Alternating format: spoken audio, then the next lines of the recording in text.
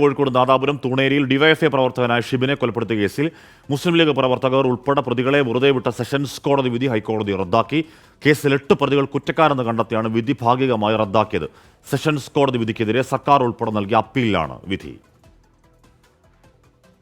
മുസ്ലിം league പ്രവർത്തകരടക്കമുള്ള 17 പ്രതികളെ വെറുതെ വിട്ടുകൊണ്ടുള്ള Eranhipalam additional sessions കോടതി വിധിക്കെതിരെയായിരുന്നു സർക്കാരിന്റെ അപ്പീൽ.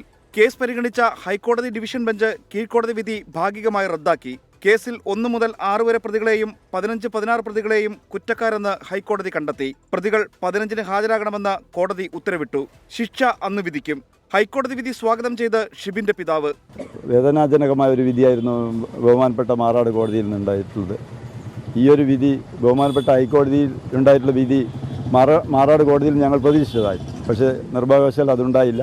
ഞങ്ങളെ സംബന്ധിച്ചിടത്തോളം ഈ വിധി വലിയൊരു സമാശ്വാസമാണ് നൽകിയത്. കുറ്റം തെളിയിക്കുന്നതിൽ പ്രോസിക്യൂഷൻ പരാജയപ്പെട്ടതായി കണ്ടെത്തിയായിരുന്നു 18 പ്രതികളിൽ 17 പേരെ additional sessions judge S Krishnakumar വെറുതെ വിട്ടത്.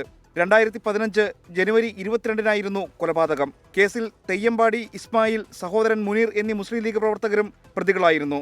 രാഷ്ട്രീയവും വർഗീയവുമായ വിരോധത്താൽ ലീഗ് പ്രവർത്തകരായ പ്രതികൾ മാരകായുധങ്ങളുമായി ഷിബിൻ ഉൾപ്പെടെയുള്ള CPIM പ്രവർത്തകരെ ആക്രമിച്ചെന്നാണ് കേസ്. 24 കൊച്ചി.